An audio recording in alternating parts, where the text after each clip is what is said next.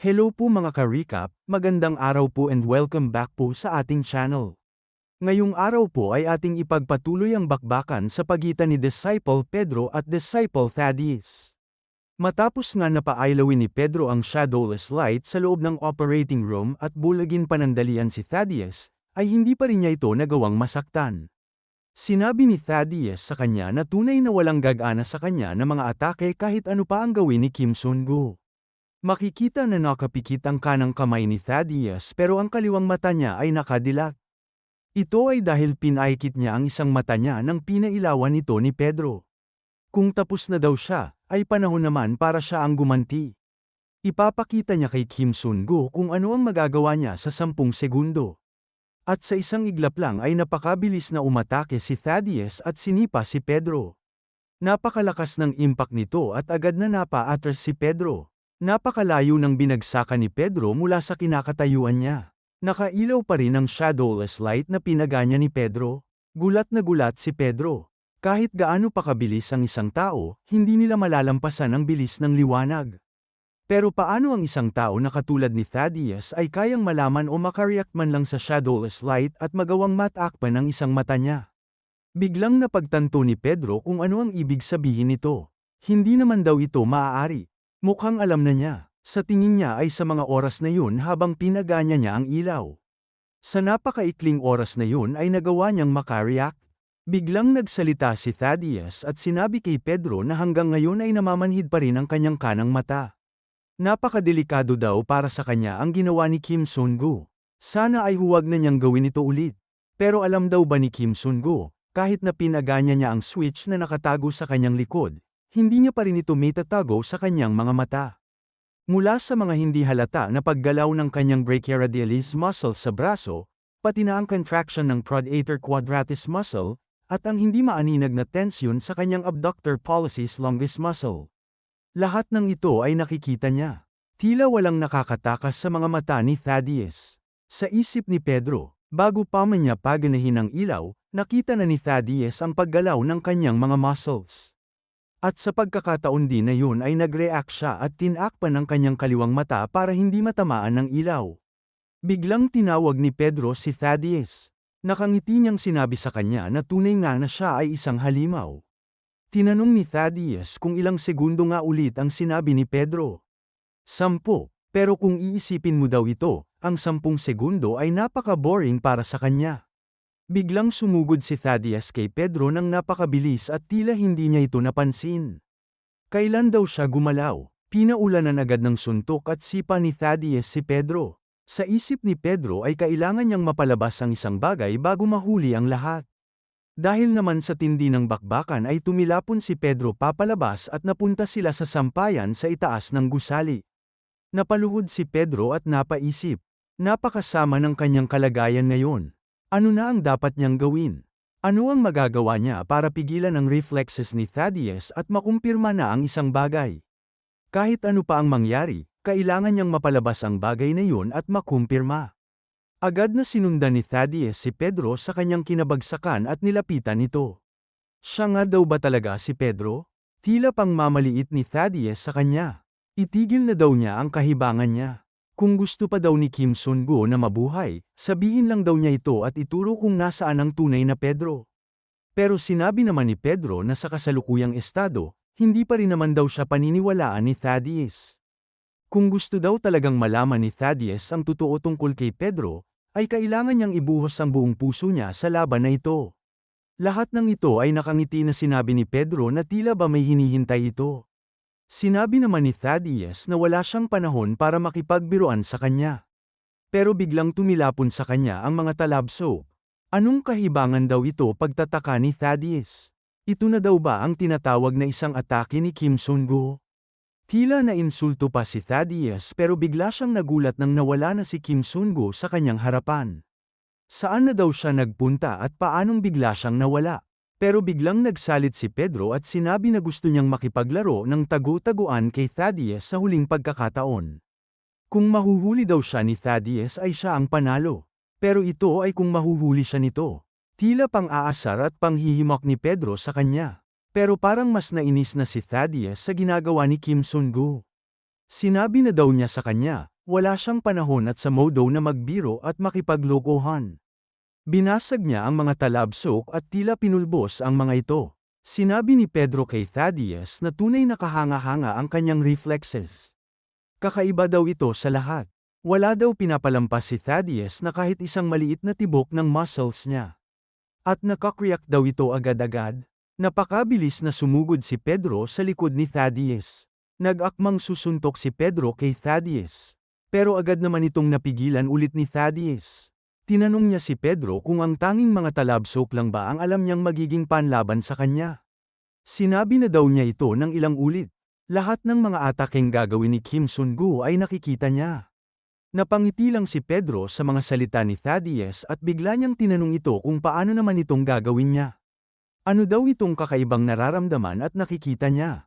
Pagtataka ni Thaddeus. Ano ang aninong ito? Biglang napagtanto ni Thaddeus. Ito pala, sa simula pa lang ay ito na ang binabalak ni Kim Sun-gu. Ito ang kanyang plano para makalapit sa mga nakasampay. Tila umulan sa iba't ibang direksyon ang mga sinampay at nagdulot ng anino sa kanyang paligid. Nakatingala si Thaddeus at manghang-mangha sa ginawa ni Pedro. Sinabi ni Pedro na kung ang reflexes ang pinakamalakas na sandata ni Thaddeus, ang gagawin niya ay tatakpan ang mga paningin nito at nang sa ganoon ay hindi niya ito tuluyang makita at hindi makareact dito. Natulala si Thaddeus sa mga ginagawa ni Kim Sun-gu sa kanya. Hindi niya lubos maiisip na aabot pa dito ang kanilang labanan. Sumuntok si Pedro sa likod ng mga telang ito at tila napakalakas ng impact nang tumama ito. Pero laking gulat ni Pedro sa nasasaksihan. Wala daw talaga siyang masabi. Akala niya ay nahuli na niya si Thaddeus pero hindi pa pala. Hindi lang yun, nagawa pang pigilan ni Thaddeus ang kanyang atake. Parang wala ngang may makakatakas sa mga mata ni Thaddeus. Kahit si Simon ay hindi makapaniwala. Tuluyan na nga nanatakpan ni Pedro ang paningin ni Thaddeus pero walang hirap niya pa rin itong napigilan. Nagtataka din siya kung ano nga ba ang pinaplano at iniisip ni Pedro bakit hinahayaan niya lang ito. Parehong napa-atras ang dalawa at nagkasukatan. Hinamon ni Pedro si Thaddeus na tapusin na nila ang napahabang labanan nila. Dagdag pa ni Pedro, malaki ang kanyang inaasahan mula kay Thaddeus nang malaman niya na isang disciple siya. Pero nadismaya siya sa pinapakita ni Thaddeus. Tigilan na daw niya ang pagloloko at ilabas na ang totoong kakayahan niya. Para naman kay Thaddeus ay gusto sana niyang malaman kung bakit daw ito ginagaw ni Thaddeus pero ayos lang daw ito sa kanya. Nawalan na rin siya ng interest kaya mabuti pa nga na tapusin na nila ito ngayon. Magiging seryoso na siya. Tinawag niya si Kim Sun-gu. Siguraduhin daw niya na buksan ang kanyang mga mata at panoorin ng mabuti. Dahil ito ay magiging huling bagay na masasaksihan ni Kim Sun-gu bago siya mamamatay. Seryoso na ang mga mata ni Thaddeus at ayaw na nitong magpigil. Nag-aalala na si Simon. Hindi daw maaari, kapag nataman daw si Pedro ng ataking ito, sa kasalukuyang kalagayan niya ay tiyak hindi siya magtatagal. Kailangan niyang pigilan ito. Naghanda na si Thaddeus sa kanyang atake. Tila kitang-kita ang aura sa katawan nito at kahit ordinaryong nilalang ay mararamdaman ang lakas na ito. Itang teknik ng Kowloon na imposibleng iwasan o harangan. Nabasag ang sementong kinakatayuan ni Thaddeus dahil sa lakas na kanyang nilalabas. Ito ang 100 instant blows. Napakaraming atake ang sabay-sabay na umatake kay Pedro at imposible nga napigilan pa ito. Sumigaw si Simon at binalaan si Pedro na iwasan ito at huwag salubungin ng harapan. Kahit si Jiwon ay tinatanong na si Simon kung ano ang nangyayari.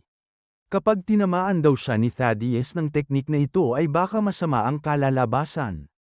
Unti-unting hamupa ang alikabok at usok na dulot ng atake ni Thaddeus. Hindi alam ni Simon kung ano ang nangyari, di siya sigurado kung ligtas pa ba si Pedro. Pero nang makita ni Thaddeus ang kinalabasan ay hindi siya makapaniwala. Imposible, hindi daw ito maaari. Nakaluhod si Pedro at nagawang makasurvive sa napakalakas na atakeng yun.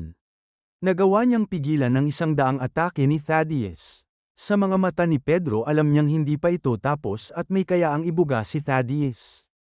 Tila ramdam ni Thaddeus ang inis at galit. Hindi daw ito maaari, baka nagkamali lang siya habang ginagawa ang teknik. Sinabi ni Thaddeus na wala pa rin daw silbi kung gagawin niya ito dahil wala rin daw gagawin si Kim Sun-gu kung hindi ang panuorin ito at Sanggain. Hindi nagsalita si Pedro pero tumutulo na pala ang dugo mula sa kanyang bibig. Sa isip naman ni Thaddeus, hindi pa niya nabubur ang mga distraction sa kanyang utak. Bigla niyang sinabi kay Pedro na kahit na siya ay interesadong malaman kung gaano daw siya tatagal, tatapusin na niya ito. Hindi pa siya nakakakita ng taong nakaligtas matapos matamaan ng teknik niyang ito. Masama daw ito sa ad ni Simon pero kailangan ni Pedro na tiisin ito. Malalagay siya sa pahamak dahil sa kasalukuyang kondisyon niya. Nag-alala din si G1 nang marinig ito. Agad niyang inutusan si Simon na kunin at itakas na si Pedro. Ano pa daw ang iniisip niya? Pero sandali lang daw sa ad ni Simon. Kanina pa parang magpinagtutuunan ng pansin si Pedro. Huwag daw sabihin ni Pedro na dahil daw ba sa bagay na yon? Hindi naman maintindihan ni G1 ang pinagsasabi ni Simon. Binalaan naman ulit ni Thaddeus si Kim Sun-go. Papatayin na daw talaga niya ito ng totohanan. Kailangan daw nitong magmakaawa sa kanya kung gusto nitong mabuhay. Kailangan niya lang lumuhad at magmakaawa. Pakiusap, kailangan niyang magmakaawa. Pero natawa lang si Pedro. Anong pinagsasabi niyang hindi siya nito papatayin? Tinanong niya si Thaddeus. Hanggang dito lang daw ba ang kanyang determinasyon para mahuli si Pedro? Tila napuno na si Thaddeus. Kung ganoon ay subukan daw pigilan ito ni Kim Sun-go. Tingnan daw nila kung makakaligtas pa siya sa atakeng ito. Sa mundo ng martial arts, may mga oras na ang mga dulo ng daliri ay mas matulis pa sa 100 espada. Bending needle, air punch. Napakabilis at napakalakas na umatake si Thaddeus gamit ang kanyang mga daliri. Ito ang pinakamabilis at matulis na karayom sa buong mundo.